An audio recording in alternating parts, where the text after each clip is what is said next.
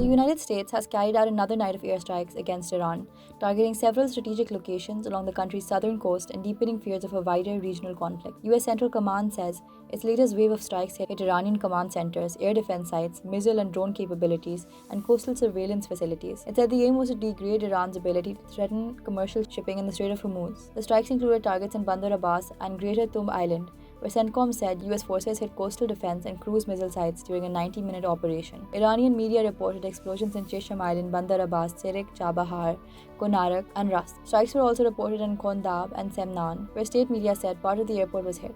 Authorities said there were no casualties in the Semnan airport attack. Near Tehran, air defense systems were activated in the capital and in Pakdasht, while unconfirmed reports also mentioned explosions near Parchin. The IRGC later said there were no casualties in Pakdasht or Parchin and that the sounds were linked to air defense operations. In western Iran, residents in Khurramabad reported hearing 2 explosions. Iran's health ministry says at least 35 people have been killed and more than 300 wounded since the latest round of US attacks began. There were also reports from Avaz that a hospital had been hit or affected by nearby explosions, forcing an evacuation and causing damage to a child cancer treatment facility. Iran has responded with attacks on US-linked targets across the region. Iran's army and the IRGC claimed strikes on US forces in Kuwait and Jordan. Jordan said it intercepted 8 Iranian missiles targeting the kingdom, while Kuwait said it shot down 4 cruise missiles and 21 drones. Bahrain also sounded air raid sirens as authorities said they were confronting hostile projectiles. Iran says it is targeting US military assets in countries that host American forces, while Gulf states have condemned the attacks as violations of international law. In Iraq, authorities condemned drone attacks in Erbil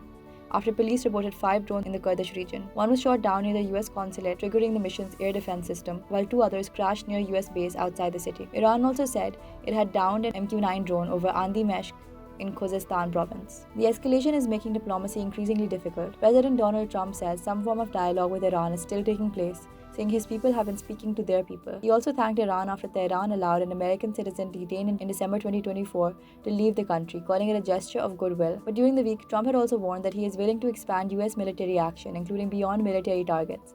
His administration says the campaign is aimed at forcing Iran into a deal that protects US and global security. At the same time, the US blockade of Iranian ports has been reinstated. The US military said it had carried out a missile attack on a tanker heading to an Iranian port and redirected 2 other ships. The impact on shipping is already visible. Lloyd's List says non-Iranian shipping through the Strait of Hormuz has virtually disappeared, with some vessels attempting dark transits by switching off their tracking systems. Oil prices have risen for a 4th straight day as the fighting threatens energy flows through the strait, which had handled about 1/5 of global oil and liquefied natural gas trade before the conflict. Brent crude rose to more than $85 a barrel, while Goldman Sachs warned prices could exceed $110 later this year if Gulf exports remain constrained. The latest escalation has turned the Strait of Hormuz back into the center of the US-Iran confrontation, with American strikes, Iranian retaliation, and regional airspace threats pushing the conflict further beyond Iran's borders.